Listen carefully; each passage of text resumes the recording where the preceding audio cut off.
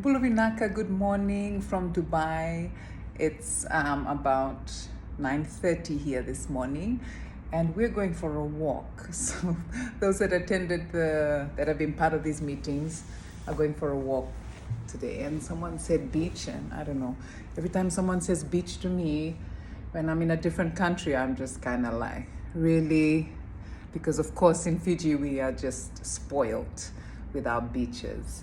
But before I go, I wanted to just share with you one thing that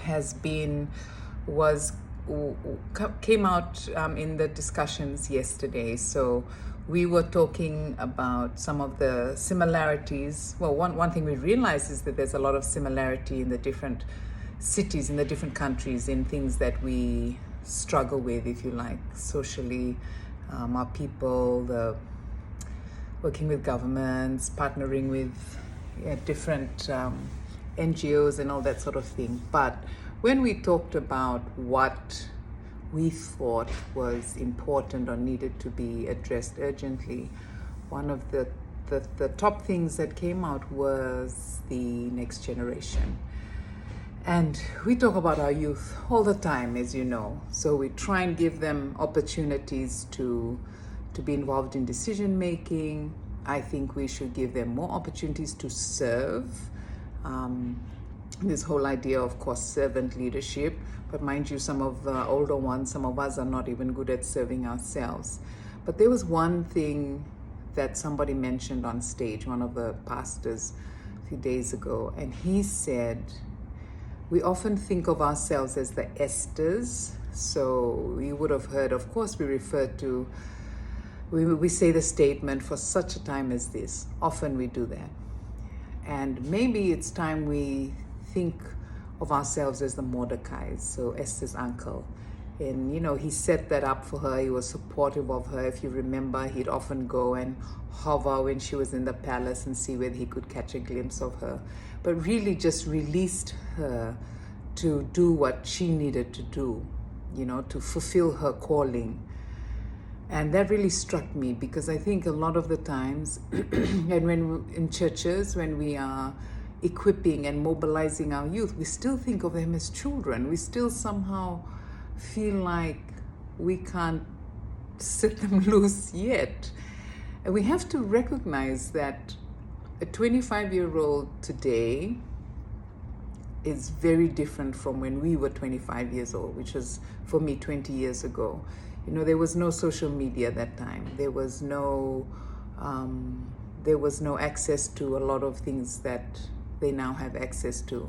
And yes, I think that they are immature compared to us in some ways, but then at the same time, they're also a lot more mature than we were at 25. So we're looking all over the world, we're seeing younger leaders. We've seen the Prime Minister of New Zealand, that's just close to home, that was Prime Minister before she was 40. Can you imagine a 30-something-year-old in Fiji being the Prime Minister? I can't. And why not? And the results of the election showed us that still we're a society that is still very, I guess, aligned to having the older generation lead. And there is nothing wrong with the older generation. But I think sometimes us as older, and those even older than me, we need to be able to discern when it is time for us to step into a different pace and make way, really. And when we say make way, this is a real, genuine making way. So imagine if we could create better environments for our young leaders to really lead. And I've seen some leaders in the public scene coming out on Facebook and saying all sorts of things. And what I realize also is that we haven't equipped them well. And they have seen a type of leadership for the past almost 2 decades that I guess has instilled certain types of behaviors that doesn't give us confidence in handing over. But that's something for us to think about and something for us to address as a society and in our first starting with our different homes, I guess, and those that are close to us. If you don't have children of your own, maybe those in your church or those in your workplace, how are you role modeling certain behaviors? How are you, reaching out and helping one of the younger generation to be more empowered, or, sharing lessons that you've learned? So I guess what I'm trying to say is that there's a lot more intentionality that's needed, and genuine, and not just, yes, we've got youth there, not tokenism, not ticking the box, because that's not helpful, and that's not going to achieve, and that's not going to prepare them well for the, not only just for the future, because they're ready to lead now.